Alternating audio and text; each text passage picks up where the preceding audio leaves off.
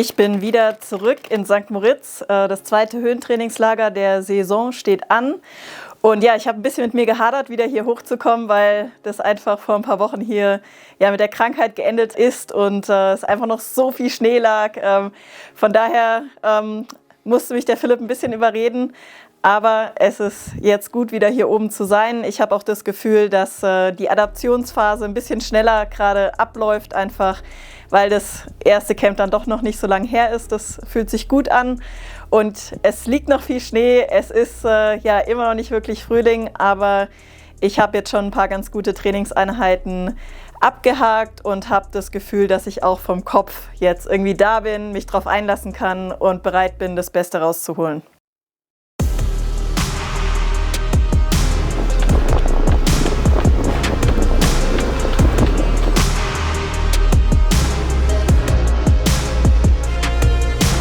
Also wir haben einmal die Erfahrung gemacht, dass Höhe sehr anspruchsvoll ist. Also das heißt, vielleicht kann man auch frech sagen, dass Laura sich in der Höhe schwer tut, aber deshalb auch sehr, sehr gut anpasst.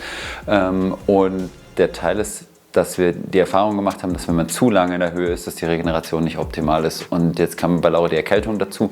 Das heißt, wir haben das ein bisschen früher beendet, sind so lange unten geblieben, bis wirklich wieder alles in Ordnung war, sind wieder hochgegangen.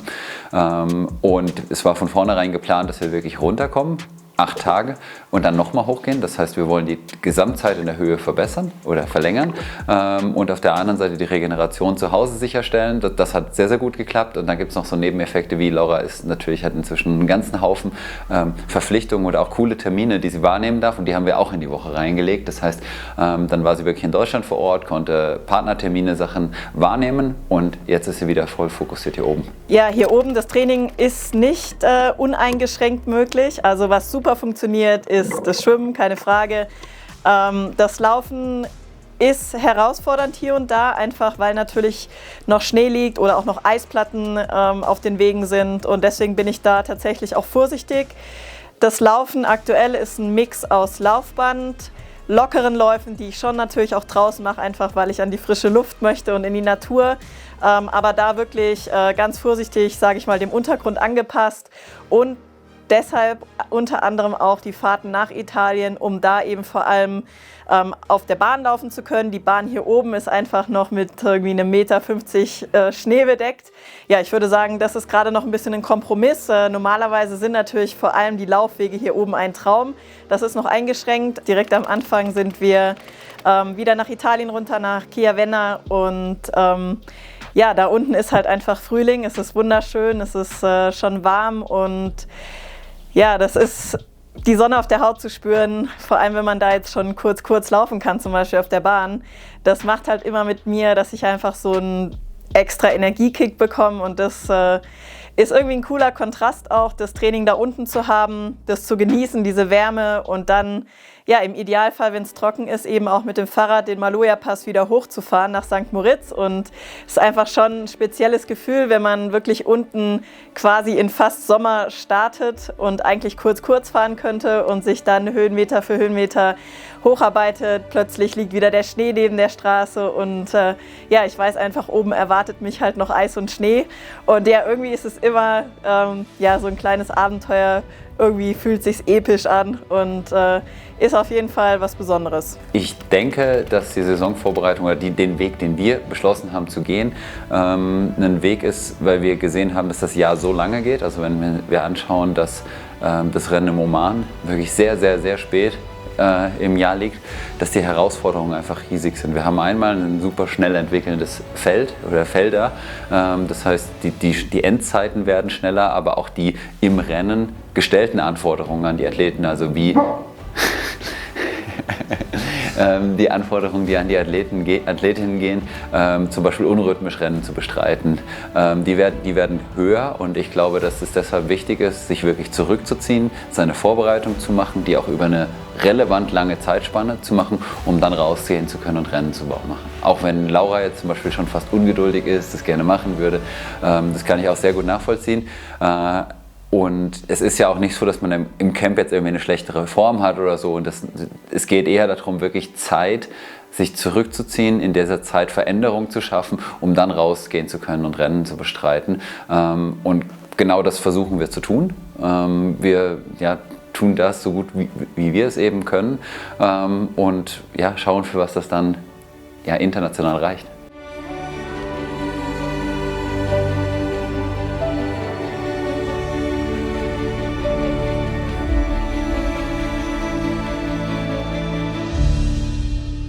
Ich habe tatsächlich beschlossen, meine Skier hier oben zu lassen. Das heißt, wenn ich auf Skier gehe, dann ist es hier oben. Und ich habe hier oben meine Langlaufskier und auch meine Skitourenskier. Und wenn es das Wetter zulässt, dann werde ich auf jeden Fall auch nochmal auf die Skier gehen. Einfach weil es natürlich eine tolle Fortbewegungsmöglichkeit ist, nochmal ein bisschen andere Bewegungsmuster. Und ja, einfach ein cooles Training, was mich nochmal anders fordert. Ich werde aber jetzt auch nicht irgendwie auf Teufel komm raus bei jedem Wetter irgendwie da rausgehen, sondern das so ein bisschen, wenn die Sonne scheint und es richtig schön ist, dann gehe ich auf die Skier. Die Seen tauen langsam auch auf, deswegen sind jetzt auch nicht mehr alle Strecken zur Verfügung, aber ich denke, 1, 2, vielleicht 3 Einheiten wird es auf jeden Fall auch nochmal auf den Skiern geben. Und dann eine coole Sache, die ich glaube ich höher einschätze als Laura. Ich denke, dass es unglaublich wichtig ist, nicht zu früh im Jahr nur in der Zielbewegung unterwegs zu sein. Das heißt, dass gerade das Langlaufen oder auch das Skimo im Prinzip eine Abwechslung ist zu dem, was wir sonst tun. Wir haben einen offenen Hüftwinkel dabei und eine Zeitfahrposition ist eben nicht nur gesund, sondern eine radikale Zeitfahrposition ist halt voll auf Aerodynamik getrimmt. Und ja, klar, einerseits kann man dafür argumentieren, dass man sehr, sehr viel Zeit in dieser Position verbringen sollte. Andererseits glaube ich, dass gerade eine motorische Vielfalt auch im Ausdauertraining tatsächlich hilfreich ist und dass man immer wieder die Bewegung auflöst und wir werden sobald wir hier nach Ostern wieder zurück sind, haben wir auch Schlag nur noch Radfahren, nur noch Laufen, dass diese Sachen voll drin sind. Deswegen gibt es von meiner Seite aus auch gute Gründe, ein bisschen Skilanglauf, ein bisschen Skimo noch beizubehalten, um eine möglichst hohe Zeit im Jahr eben nicht nur in diesen Bewegungen zu sein. Und ich glaube, dass das die Vielseitigkeit sich auch am Ende positiv auf die Leistung in der Zielsportart auswirken wird. Ja, die ersten Rennen finden jetzt statt. Miami ist Geschichte. Es war ein bisschen blöd von der Zeitverschiebung, also ich habe es nicht live gesehen, aber am nächsten Morgen dann natürlich direkt gecheckt und abgefahren, was da wie der Rennverlauf war. Also hätte ich so wahrscheinlich auch nicht vorhergesagt, aber umso cooler zu sehen. Also ich finde gerade sowas Unvorhergesehenes richtig cool. Einfach auch zu sehen, es ist auch für andere nicht einfach, das erste Rennen der Saison zu machen. Natürlich ist es ein spezielles Rennen gewesen, jetzt da auf der Rennbahn. Aber ja, ein bisschen traurig war ich, dass ich nicht dabei war. Es ist immer komisch, irgendwie die Konkurrenz racen zu sehen und nicht dabei zu sein. Auf der anderen Seite glaube ich, rein so von der Stimmung und so war das jetzt auch kein irgendwie super krasses Erlebnis. Ich glaube, da werden die anderen Rennen auch cooler. Und es hat auf jeden Fall natürlich jetzt auch in mir ausgelöst, dass mir bewusst wird, okay, die Rennsaison, die kommt näher und ist jetzt auch schon losgegangen und es wird auch für mich Zeit, jetzt mal in Rennform zu kommen. Schockiert mich jetzt ein bisschen, dass du sagst, es sind nur noch 4 Wochen bis zum ersten Rennen, weil das fühlt sich jetzt sehr nah an und geistig bin ich da noch nicht, muss ich sagen. Also es war jetzt schade, dass ich krank geworden bin. Da habe ich wirklich das Gefühl, das hat mich jetzt zurückgeworfen. Es sind schon am Ende ungefähr 2 Wochen Training oder die mir fehlen. Es ist ja immer so, dass man eben auch, wenn man wieder gesund ist, nicht irgendwie direkt wieder da anknüpfen kann, wo man aufgehört hat, sondern es ist ein langsames wieder reinkommen, in sich reinfühlen und bis man dann auch wieder mal Intensitäten mit aufnimmt, vergehen noch mal mehrere Tage. Also das war zäh. Und trotzdem glaube ich, dass es da eben kein Fast Forward gibt, sondern man muss halt leider wirklich jeden Step da nacheinander gehen und es auch annehmen einfach. Von daher, ich hoffe einfach, dass ich jetzt hier die 2 Wochen richtig gut trainieren kann. Dann, glaube ich, bin ich auch mental so ein bisschen bereiter, mich vorzubereiten, dass ein Rennen ansteht. Gerade ist es wirklich noch sehr fern und ich kann es mir überhaupt nicht vorstellen. Ja, wenn ihr mein letztes Video gesehen habt, dann werdet ihr wissen, dass ich am 7. Juli in Rot an den Start gehe, zum 2. Mal und da freue ich mich halt mega drauf. Aber das ist jetzt geistig gerade noch ein bisschen weiter weg und trotzdem ist es natürlich präsent in mir, auch im Training. Ganz viel von meiner mentalen Vorbereitung passiert einfach in den Trainingseinheiten, die ich mache. Und da ist Rot jetzt einfach auch schon dabei. Und ich bin natürlich am Überlegen, wie ich da möglichst schnell sein kann. Ich möchte das Rennen gewinnen und glaube einfach, dass es als deutsche Athletin ja was ganz Besonderes ist, wirklich da ja, vor heimischer Kulisse ein richtig tolles Rennen zeigen zu können. Ja, ganz klar. Auf der anderen Seite ist es auch immer wichtig, so ein bisschen rauszugehen und zu schauen, zu sagen, ja, also für mich ist nicht Day to Day, das ist der Blick, den Laura dann ganz häufig drauf hat, wie habe ich mich gerade in der Einheit gefühlt. Ja?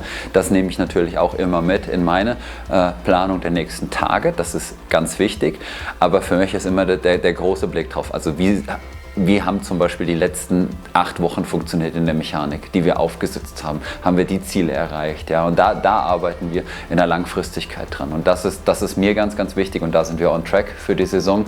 Und ja, genau, deswegen freue ich mich drauf und freue mich aber auch immer, wenn ich wirklich in so ein Camp abtauchen kann. Das ist für mich als Coach vermutlich wirklich der coolere Teil, als dann fürs Rennen da zu sein. Also ich mag das, dass ich da viel Zeit habe, wirklich Veränderungen zu gestalten. Ja, jetzt hatte ich schon ein paar Sessions mit Lars und auch einfach Zeit für mich, ja, selbstständig zu üben, bestimmte Sachen. Es geht dabei viel auch um Vorbereitung von Einheiten, wo ich einfach verschiedene Sachen habe, die ich vorm Schwimmen, vorm Radfahren, vorm Laufen mache. Manchmal ist es auch ähnlich. Ihr habt jetzt vielleicht schon Bilder gesehen, wo ich irgendwie so eine Brille trage beim Radfahren, die mir einfach bestimmte Lichtreize gibt.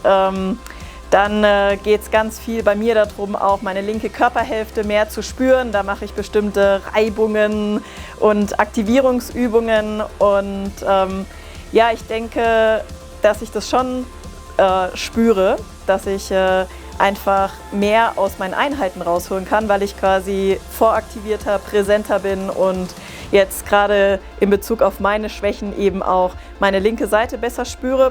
Und gerade heute Morgen hatte ich eine Einheit im Pool, wo ich wirklich das Gefühl hatte, dass sich mein Zug rechts-links jetzt gleich anfühlt, weil ich davor immer so eine Art Wahrnehmungsstörung, würde ich sagen, hatte, dass sich das einfach nie gleich angefühlt hat und ich immer das Gefühl hatte, ich kann die eine Seite nicht so richtig ansteuern. Ich glaube, ein Vorteil ist, dass ich keine Angst vor Veränderungen habe, vielleicht auch, weil ich ja einfach nie irgendwie nur einer Sache gefolgt bin, sondern dadurch, dass ich sehr spät erst auch mit dem Leistungssport in Kontakt kam, wusste, ich muss irgendwie ja, mich möglichst schnell auch weiterentwickeln und saug deswegen eigentlich alles auf, was irgendwie an Input oder an Neuem an mich herangetragen wird. Und ich habe auch sozusagen keine extrem alten, festgefahrenen Strukturen, die irgendwann mal funktioniert haben und deswegen möchte ich die unbedingt beibehalten, sondern ja, ich erlebe so vieles immer noch neu, von daher fällt mir das zum Glück nicht schwer und ich denke, das ist vielleicht sogar am Ende eines meiner Talente in dem Sport, dass ich dafür offen bin und es gerne neue Sachen ausprobiere und natürlich teilweise mental so ein bisschen hader, weil es ist ja häufig so, dass wenn man was Neues ausprobiert, man vielleicht sogar erstmal langsamer wird oder es sich nicht unbedingt immer gleich besser anfühlt, aber man eben einer bestimmten Sache auch erstmal ein bisschen Zeit einräumen muss und vor allem meinem Körper und meinem Gehirn auch. Und dann, wenn man Glück hat, eben es plötzlich irgendwie Klick macht und dann geht's voran. Und wenn das halt nicht kommt, dann muss man eben auch den Mut haben, sich von was wieder zu verabschieden. Ja, ich bin super happy, dass ich Shokz Kopfhörer als neuen Partner gewinnen konnte. Ich habe mich lange, sage ich mal, geweigert, Kopfhörer im Sport auch zu verwenden. Einfach, weil es für mich ein absolutes No-Go ist, irgendwas in meinen Ohren zu haben, während ich draußen unterwegs bin. Beim Indoor-Training sah das anders aus. Da ist es für mich ein fester Bestandteil gewesen, bisher auch schon, aber draußen einfach nicht. Und ja, durch Shokz habe ich sozusagen diese Open-Ear Bone Conduction Technologie kennengelernt und das ist für mich jetzt schon game-changing in dem Sinne, dass ich plötzlich halt Musik hören kann draußen, aber einfach mein Gehör null beeinträchtigt ist. Ich höre alle Umgebungsgeräusche, ich höre, ob ein Auto von hinten kommt, ich höre, ob irgendwie ein Radfahrer von hinten kommt, wenn ich laufe oder irgendwas. Also ich gehe da halt keine Kompromisse ein, was meine Sicherheit angeht, aber einfach auch ja, die Wahrnehmung von der Umgebung. Das ist für mich ein wichtiger Teil auch von dem draußen sein, in der Natur unterwegs sein, dass ich auch Naturgeräusche noch hören kann und trotzdem vielleicht ja, eine kleine Unterstützung durch ein bisschen motivierende Musik oder einen Podcast oder so habe.